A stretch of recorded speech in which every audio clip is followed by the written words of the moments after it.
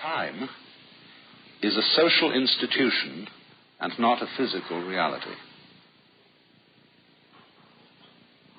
There is, in other words, no such thing as time in the natural world, the world of stars and waters and mountains and clouds and living organisms.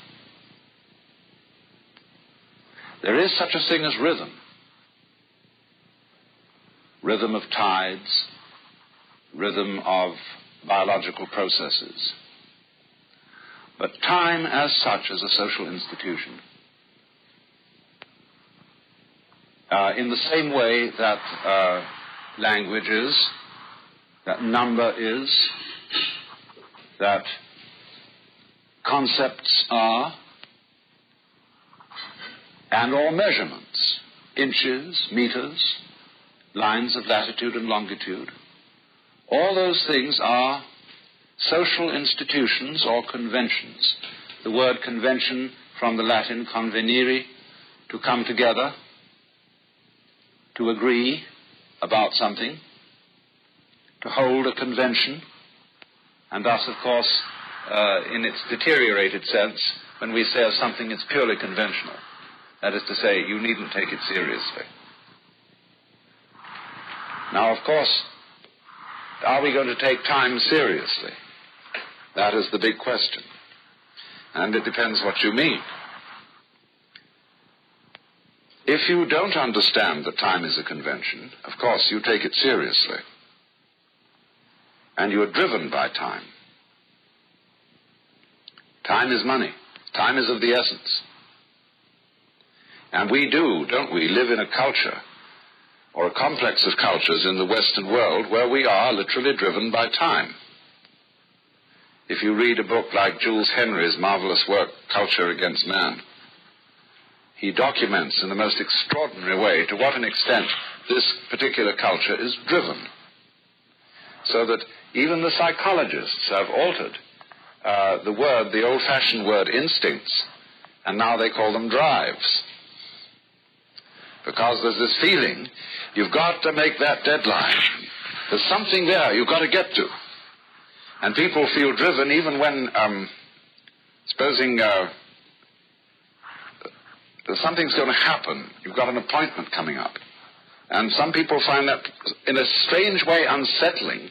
They're so either eager to make this thing or so anxious about it that in between time they can't do anything else. They're incapacitated until it happens, until the blessed event or whatever it is occurs. But in the natural physical world there is rhythm and there is motion. And time then obviously is a way of measuring motion by comparing motion with some sort of constant. Now the constant in the question of time is a circle, marked out in 360 or 60 degrees. And that is time. We cause a hand, a pointer, to revolve around that circle at a regular speed, and that gives us a constant with which we compare all kinds of motions and rhythms. And so the clock is just like a ruler and is as abstract as a ruler and must be taken just for that, which means in a way not seriously, you see. That doesn't mean, of course, that you say, well, from now on we're going to melt down all clocks and use them for something else. Because conventions, social institutions, are very valuable. Corresponding to the watch, there is the compass.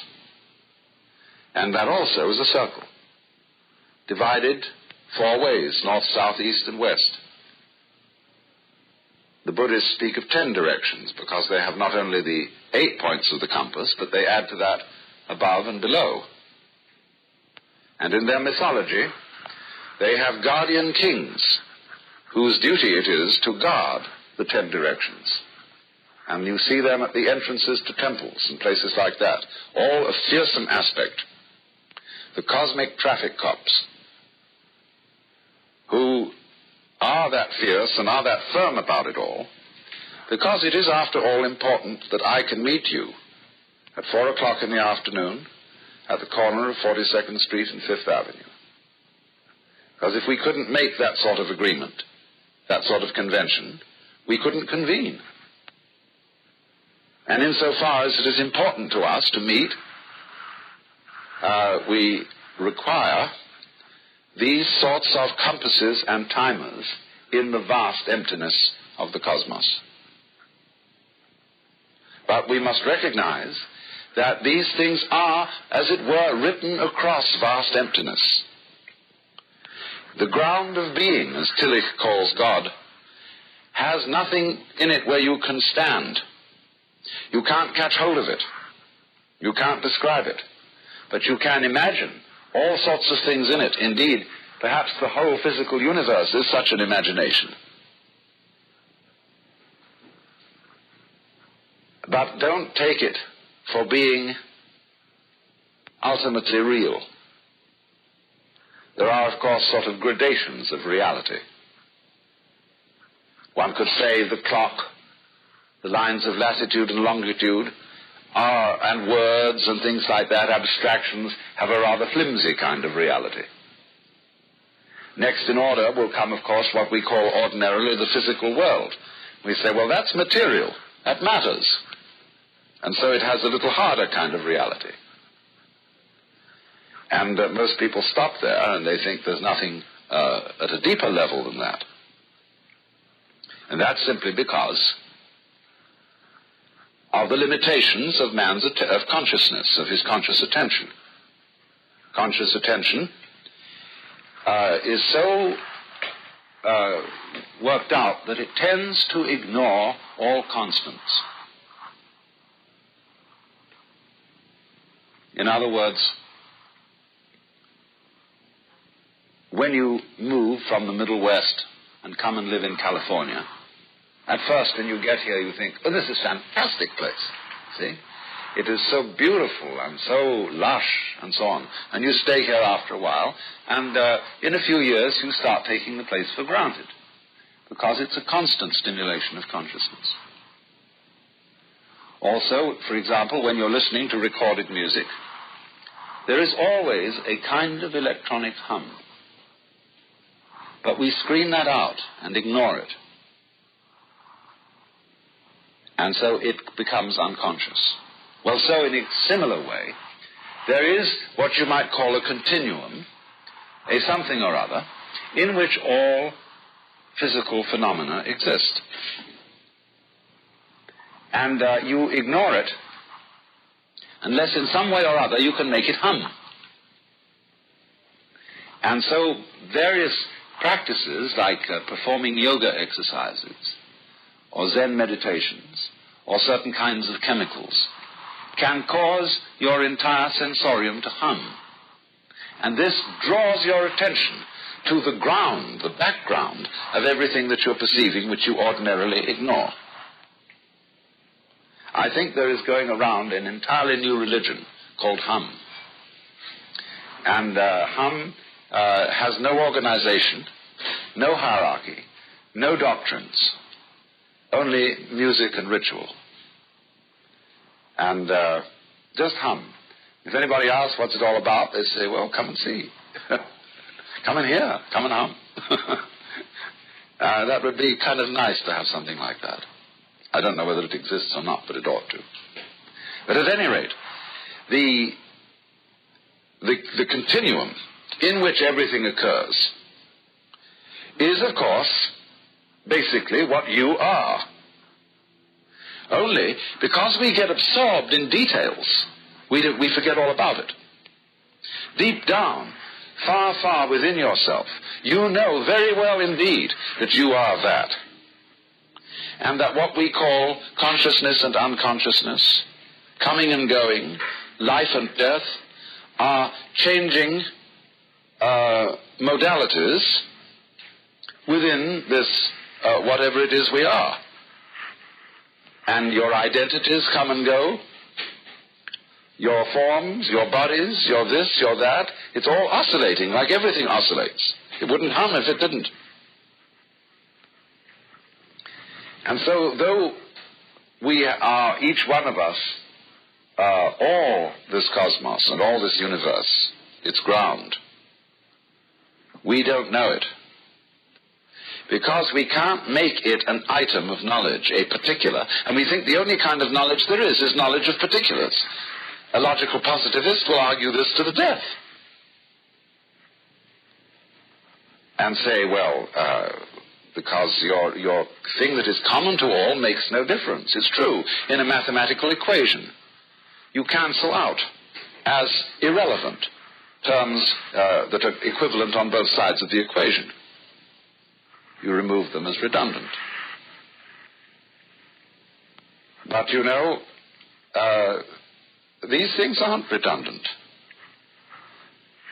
Well, it's as perfectly true that a statement about the ground of being is, from the standpoint of formal logic, quite meaningless. It makes an enormous difference to the way a person actually feels and behaves, whether he's aware of the ground of being or not. The ground of being isn't a logical proposition. It enters into human life as an extremely vivid experience. And the difference between a person who sees that and a person who doesn't is quite startling. They behave differently. It may not be the way you want them to behave, but it's sure different. And so it's like being in love. It's quite unreasonable to be in love. But when you're in love, you're entirely changed and you behave differently, even though you may be crazy. So certain crazy things like being in love or like being aware of the ground of being are immense factors in human life. Even though from the standpoint of academic philosophy and the kind of a scientific, I won't say scientific, I want to say scientismic, kind of phony science, they shouldn't be matters of scholarly attention. Nevertheless, they're tremendously important. So within this enormous so-called void, call it void not because it's nothing in the literal sense, but because you can't pin it down.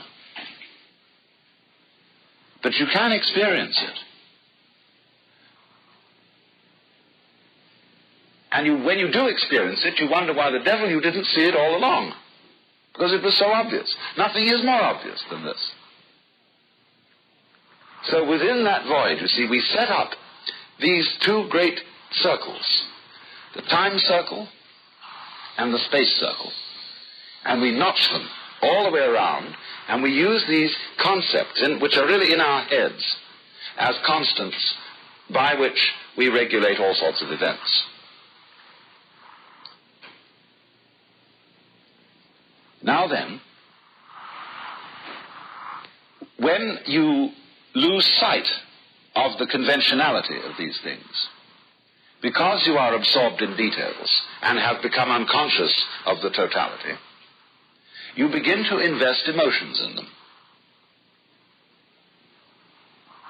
You may, for example, go to a game of some kind, football, basketball, or chess, and you watch the game.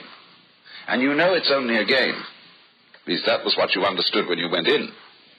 But as it progresses and you become more absorbed in the back and forth of the game, your emotions begin to be affected. And you start cheering for one side or want to take the part of the underdog or something of this kind. And that's what happened to us when we were born. We got into a gaming room. And it was only a game, but we begin to take it all terribly seriously. And each one of us is given a part in the game. And people tell us who we are. We're from babyhood up. They say, this is the way you are. It's not like you to do a thing like that, you see? As your mother says to you. Because she establishes an identity for you. And this identity is something you have to make, because you've got to amount to something. You've got to be someone. I mean, as if, of course, in the beginning, I suppose, really, we are nobody. But that simply means nobody.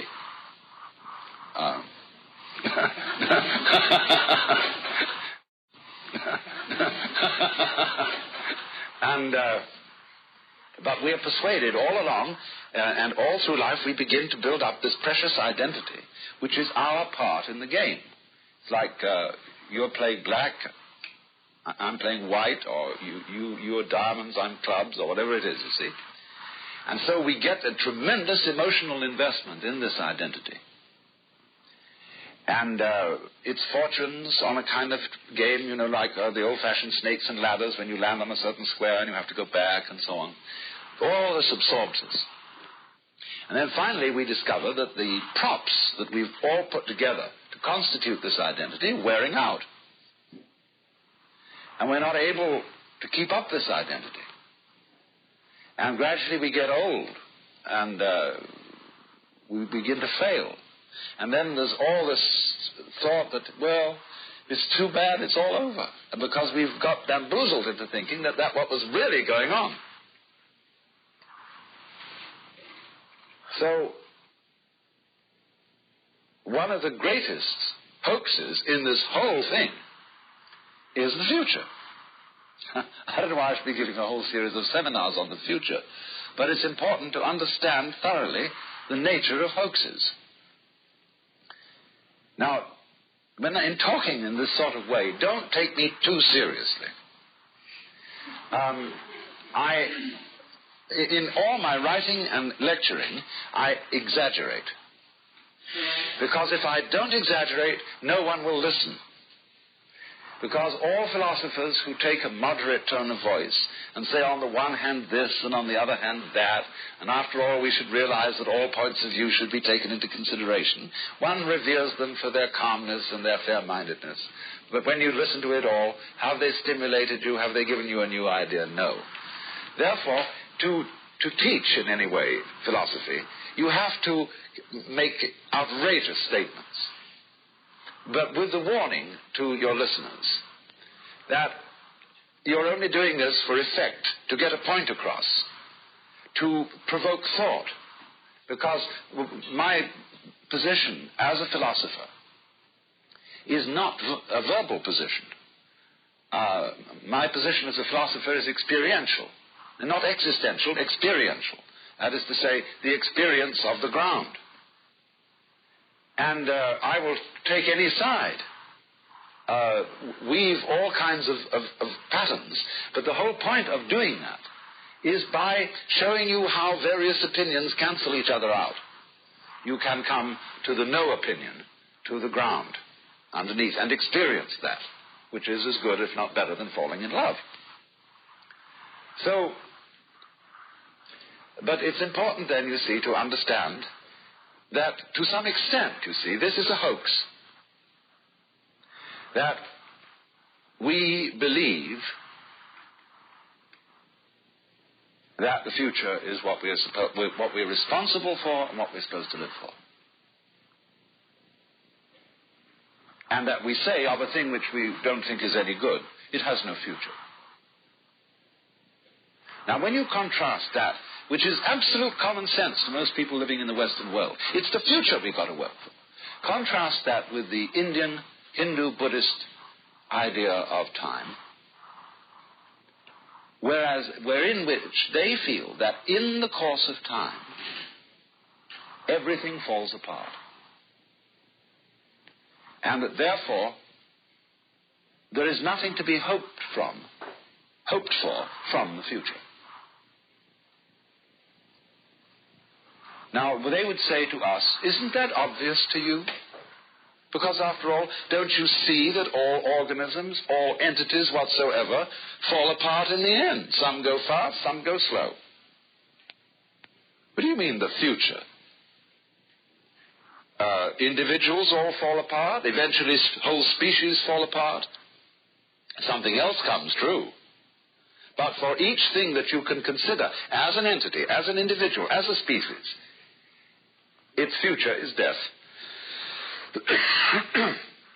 And then they say to us furthermore, you think of time as a progress, as something like a stairway or an ascending ladder that goes on and up and up. Maybe it has bumps in it where it occasionally goes down, but it's like a graph, of successful business corporation looks like this. See? That's how they want their graph to look. The Hindu says, you're absurd. The very thing you use for telling time is round. Don't you see? It just goes round. And so look at the stars. Isn't everything going round? Aren't the galaxies going round? It is going round and round. It isn't going anywhere except round. And we say to them, oh, you poor Hindus, the trouble with you is that you don't have any technology, you have a terrible economy, most of you are starving, and you think life is just terrible, and therefore you have a pessimistic view of it. Well, that makes them laugh themselves silly. They have a pessimistic view. Well, the point is, we're not pessimistic because we know that the whole thing is a hoax. We know who we really are. And you poor Westerners, you're bug-eyed. You rush around with long noses. You have deep-set eyes. And you go poking your noses into everything. You send out missionaries because you are so uncertain of your own opinions that you have to convert everyone else to agree with you.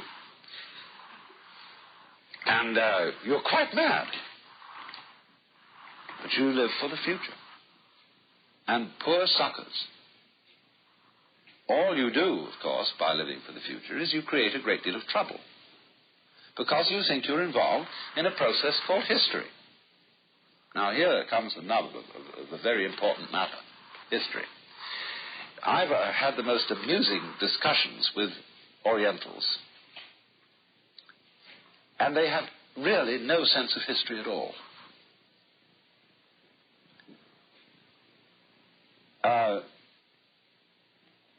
For them, life goes around, and one year is pretty much the same as the next year. There are rhythms of birth and death. There are rhythms of rulers and revolutions and this and that, but they don't regard it as having some important progression in it. They have chronicles. At least the Chinese kept chronicles. But keeping chronicles is like keeping a diary or a daybook. It's a very different thing from writing history, where you're trying to make out some sort of sense in the course of events. Chroniclers just keep the records. And the Hindus didn't even bother to keep chronicles properly.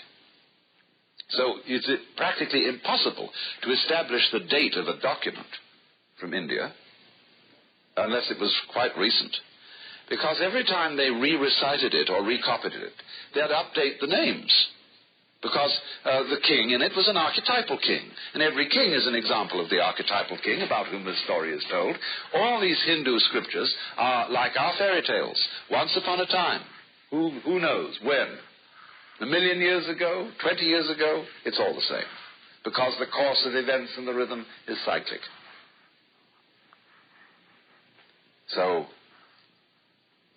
we, on the other hand, from St. Augustine was the real troublemaker. I'm not absolutely sure that the Hebrews had a linear theory of time. It's questionable. They might have had one. Because they did look forward to the coming of the Messiah, to the day of the Lord, they had this apocalyptic idea that they were in such a wretched situation that there was going to come a day when the divine power would intervene in human events and set everything to right, and there would be a head-knocking session called the Last Judgment, and everybody would be put in order. Well, what St. Augustine did with that, you see, he rejected the cyclic theory of time, not quite so much on account of the day of the Lord, coming at the end of time, but on account of the incarnation. He was somehow fixed on the idea that when Jesus was crucified, that was the one full, perfect, sufficient sacrifice for the sins of the whole world. It happened once. And if time is cyclic, he argued, this would have to happen again and again and again, and that couldn't be. Therefore, there is only one time. One progression of time from the creation of the world through its redemption by the sacrifice of the cross and on to the final judgment. then time would cease and we should be in eternity. And from this, theologians increasingly began to think about the historicity of Jesus and to emphasize that it was a historical fact and that history, as worked out in the Bible stories from the creation through the fall to the doings of Noah and Abraham and the captivity of the Israelites in Egypt and the giving of the law by Moses, all this was worked out as being the mighty acts of God which revealed the divine pattern for the course of human events. And the funny thing is that although many, many historians living today are not Christians and not Jews and don't believe in anything of that, they still think of history as a significant momentum towards progress, something that our children's children are going to get. We all suffered and lived for them, but you're going to inherit this goodie down the end of the line. Now, we really don't know and can't talk about progress unless we know where we're going and are making progress towards that desired object. But most people involved in what they call progress haven't the faintest idea where they're going. I have found increasingly that businessmen and military men are astoundingly impractical. They just don't know what they want. They think they know. I had a long discussion with the Air Force strategic people, and they asked me and some other philosophers, what is your basis for moral behavior? So I pulled their legs and said, the basis for my moral behavior is pure selfishness. A very practical selfishness. So, of course, I am talking like this because you're all hard-headed people. I'm not going to give you any sentimentality and stupid stuff about love and so on, because you face reality. You're a military man, and you have to see that the United States of America, as a collective selfishness, is properly looked after. Now, I said, of course, in my own personal life, when I'm selfish, I'm not too crude about it. I don't run around hitting people over the head and telling them, gimme, gimme, gimme. I pretend like I'm a public servant, that I'm out for their best interests and all that sort of thing, but that's camouflage. So then I said, now, the only trouble about this is that to be effectively selfish, you've got to answer two questions. The first is, what do you want? And the second is, what do you mean by yourself? Well, you know, that just pulls the carpet out from under everything. Because what do I want? Well, if I answer as a kind of a sensible human being, what do I want in life? The really important thing I've had from the beginning, which is that I'm an incarnation of the ground of being like everybody else. That's the most important thing, because you can't get rid of that. The next thing is, of course, I want food. I want friendship, companions, love,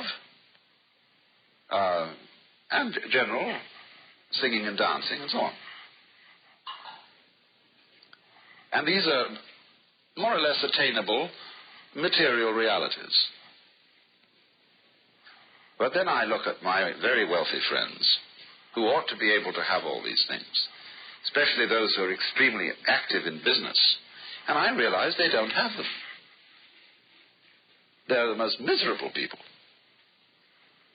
Here, you're a great executive of a very, very important corporation. To begin with, you are drowned in paper. You do nothing but scan paper and make decisions about paper all day. You may be the director of an oil company. You never get within sight of oil, except when you drive your car. Mostly you're surrounded with statistics about oil, finances about oil, and you are smothered in this.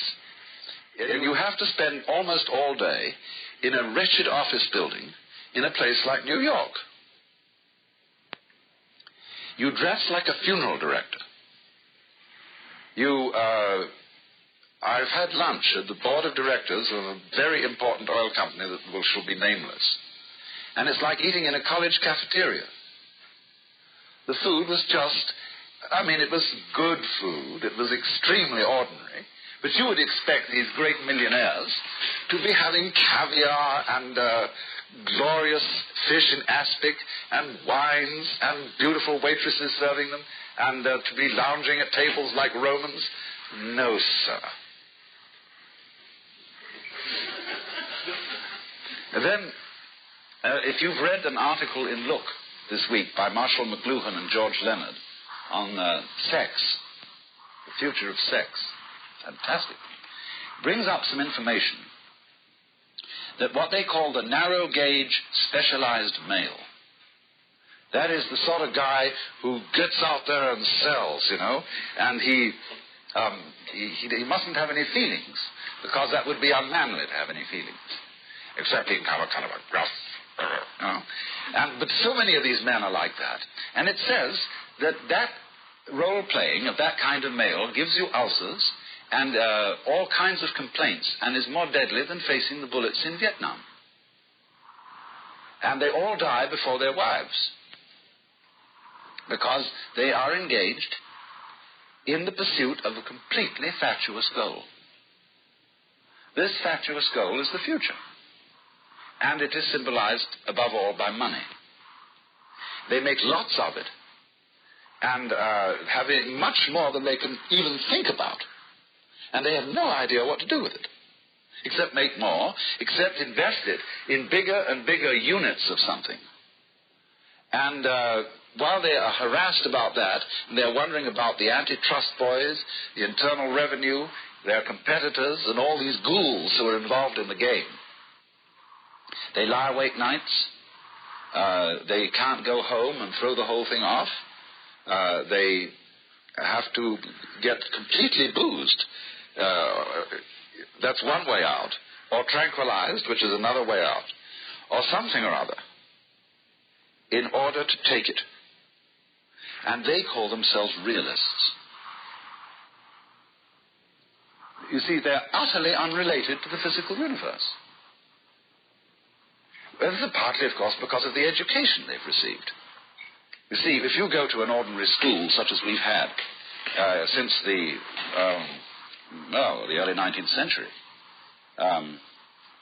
you discover that your education is purely cerebral. You are prepared to be an executive, a bureaucrat, some kind of clerk. You know the word clerk originally means clergyman, because the clerics were the only people who were clever. The word clever, clear, clerk, cleric is all the same word originally in English. They were the literate people. And therefore they did all the bookkeeping and that kind of thing. The records. But they got away with it, you see, and they convinced us that the records and the bookkeeping is more important than the actual goods being transacted. So that now people, you see, are much happier with money than with wealth.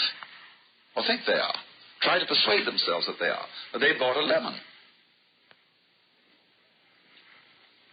So this guy, who thinks he works for the future, this great captain of industry, condemns himself mostly to misery. There are a few exceptions, naturally. As I said, I always exaggerate everything. I know a few important businessmen who have some conception of how to enjoy themselves. But I was amused to meet a young one a little while ago who had created one big corporation which had been bought up by another of the biggest shows going today. He was a member of the board of directors, and he said, now, I'm 35 years old. I made an awful lot of money, and I'm going to drop out. So he took off for India.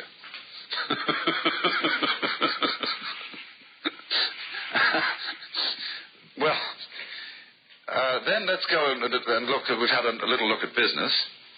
Let's go and look at the military people. They don't know what they want either.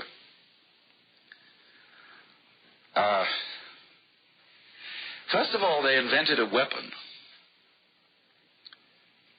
which was completely insane, because it isn't a weapon. It's simply a contrivance for planetary suicide. And now a weapon is a very specific thing. Now a sword is a weapon. And notice it's pointed and sharp and directional. Because then you learn, first thing you have to know about using a sword is where to put it, where to point it. And so it is selective. But things like biological warfare, poison gas and nuclear bombs are not selective. And you don't know when they're going to blow back on you or which way they're going, what the consequences of them are.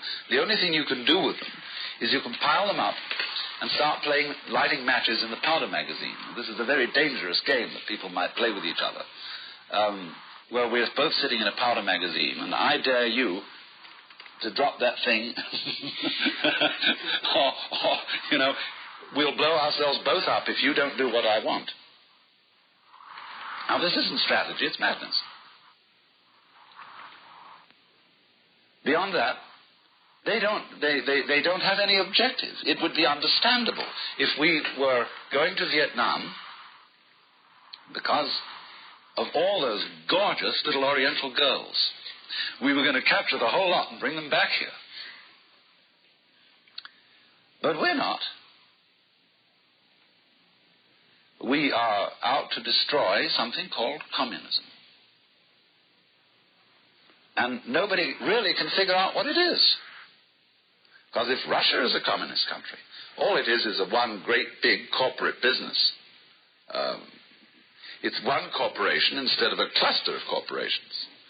And it works rather miserably. And I wouldn't think if you need to fight it, it'll just fall apart.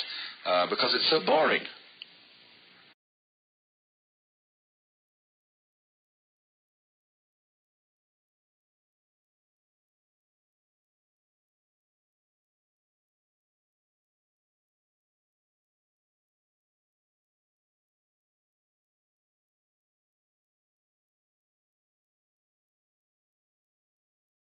Recently, the Congress of the United States passed an act against burning the American flag. Stiff penalties for burning the flag. And those same people who passed that act with a great flurry of patriotic speeches were actively burning up the country for which the flag stands. They are allowing every kind of scoundrelly use of the water, the air, the natural resources, and exploitation of the people, until the whole thing is being converted into a smog bowl. I flew, not a few days ago, from New York right across the country to Los Angeles. And from New York to Denver, there was smog over the whole country, as far as I could see, from 30,000 feet. And this is America the Beautiful. You burn up the flag is terrible. Burn up the country is quite okay. Because these people are confused, completely confused, between the symbolic world and the real world. And so this historical thing, you see, which is a destiny in the future, always being pursued, is completely destructive.